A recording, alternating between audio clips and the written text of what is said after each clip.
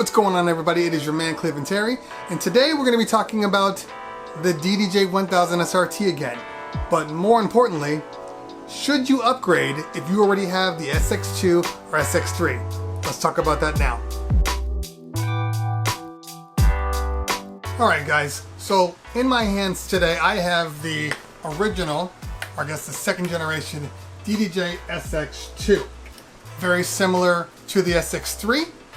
Apart from having the color effects that are built in on the SX3 and some key adjustment pitch buttons here, pretty much the same thing. All the adjustments were done in the body itself. Better headroom, better mic preamps in there, just an overall better update to the SX2.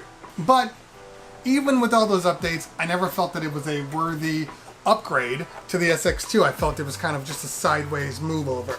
So as you all know, based upon the video that I posted up here, I decided to go with the DDJ-1000, the record box version. And of course, here's that bad boy right here. This beautiful, beautiful piece of work. Now we all know that the Serato version was announced a couple days ago. I did my thoughts video located right up here. You can check that out. But what I wanted to talk about right now, because a lot of people that are using the record box version probably aren't going to be moving over. But the Serato people are definitely going to take a very, very long and hard look at this device. As great as this device is for record box, I think we should just kind of talk about, just real quickly, some of the things that might be deal breakers for you when you're buying this box. Of course, we know that the #1 selling feature of this box is the jog wheels. We all know that these jog wheels are the reason why this thing is going to sell the way it's going to sell. But there are a couple of things that are clearly missing on this device that you need to be prepared for. The biggest thing, the most glaring omission from this device, is the lack of the effects buttons right up here. On the original SX2, SX3, we had all of these little effects strips. You had your on and off toggle switches with your effects knob so you could control the amount of effect that you're adding to the sound, and a beats knob. This is not on the DDJ-1000.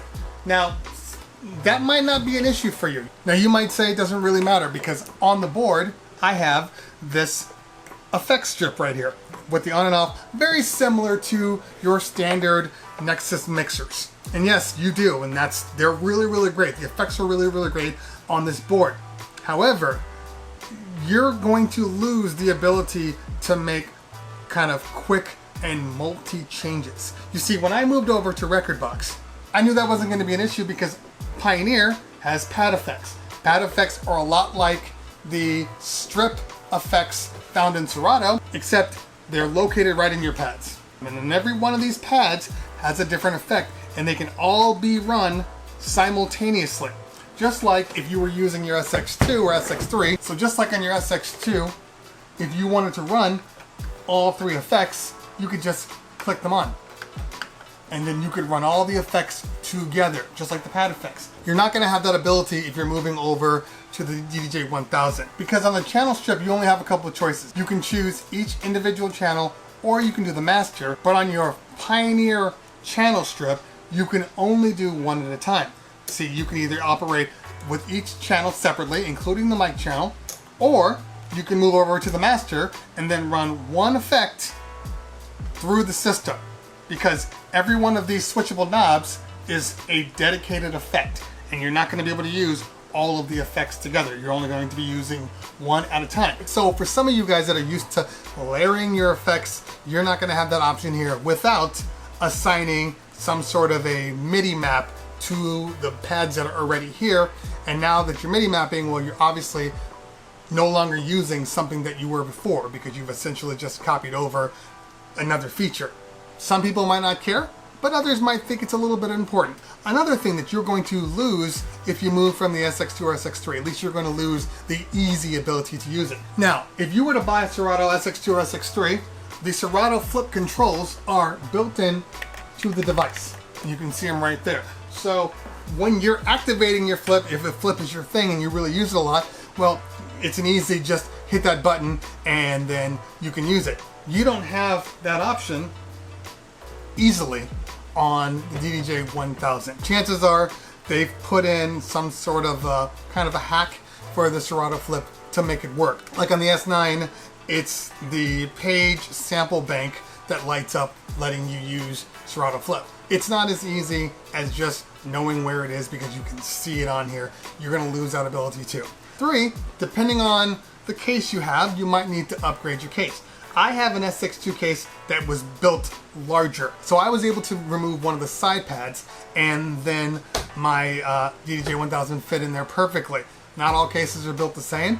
You might get yours and realize it doesn't fit. Mine fit, yours may not. You might have to buy a new controller case. And the last thing, it's more money.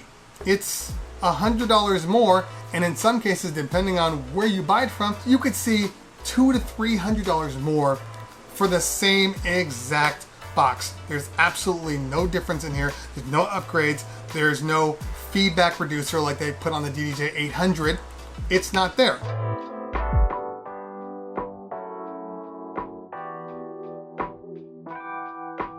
So you're essentially just paying more just for the Serato name. For some people, that's what they want. It's important. They're going to pay that money and get it done. But I just wanted you to realize that some of the things that you might hold near and dear, some of the things that you might use on a daily basis, you're going to have to retrain your brain to use. Are the jog wheels worth it? The jog wheels are amazing. They are amazing for me. However, I didn't upgrade my box and lose all of my abilities in Serato.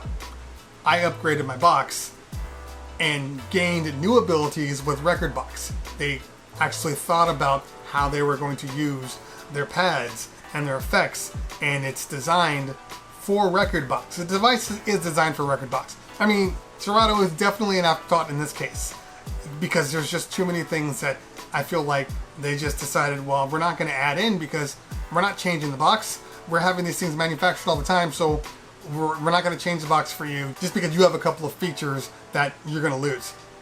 That doesn't matter to us. You're going to buy this device anyway. So the question is, should you upgrade from the SX3 or 2 to get this device? And that's a really, really hard answer. I would say it depends on how you use your controller. If you are mostly a turntablist that utilizes just normal like the channel effects, like say for instance if you're using your S9 all the time, because the S9 has the onboard effects, but then it also has the ability to use the Serato effects. One side is for the onboard effects, the other side is for the Serato effects. So you can choose whichever one you want to use. If you are using the S9 and you only use the onboard effects and you're a turntablist, you love the feel, I think you're going to do just fine on this device, on the SRT. But if you utilize a lot of the effects and you bought all of the packages and you have all of these cool effects that you use on a daily basis with your other controller, like your SX2 or your SX3, if you are using those things and they become a part of your sound, a part of how you sound, how you mix, then this is going to be a little bit of a step back for you. And you're gonna have to kind of relearn the way you do things. And you might have to MIDI map some of the components on this deck to make it work the way you're used to. I don't know if it's enough of an upgrade for some of you just by having new jog wheels to move over. And you're also losing your displays. There's nothing wrong with the display in the SRT version, but a lot of it is missing. You're missing a lot of data that was in there. Some people aren't going to care, and I don't personally look at my jog wheels all the time and I'm looking in wonderment like, oh my god, look at all this stuff in here. That's not what I'm doing anyway. But the fact that they chose not to put in information, it's kind of a slap in my face to me if I were upgrading to the Serato version. I just wanted to point that out, that there are going to be some things you are going to have to live with while using these wonderful, wonderful jog wheels. And hopefully I gave you enough information to kind of realize if you are cool with losing out on features, losing out on things that you might have been using in the past, if you're cool with that, then you're gonna love the jog wheels on this thing. The effects are great, the board is great. It's a great board. It's a great board. But if your workflow uses a lot of these things, you might want to wait and see if something new comes out over the horizon, especially if you have the SX3. I mean, hardware-wise, the preamp-wise, the sound, the headroom of the device is going to be virtually the same on these two devices. So if that is your concern, then I don't think there's any reason to move over. But if you want those jog wheels, it's the jog wheels, man. That's what it is. So we'll have to see. Alright guys, thank you for checking out the videos. If you found what I said here useful, hit that like button. If you found what I said here really useful, hit that subscribe button. I'm going to be doing more and more videos this week before I get super swamped over the weekend with events. So hope you stick with me, and if I don't talk to you later, we'll talk soon. Peace.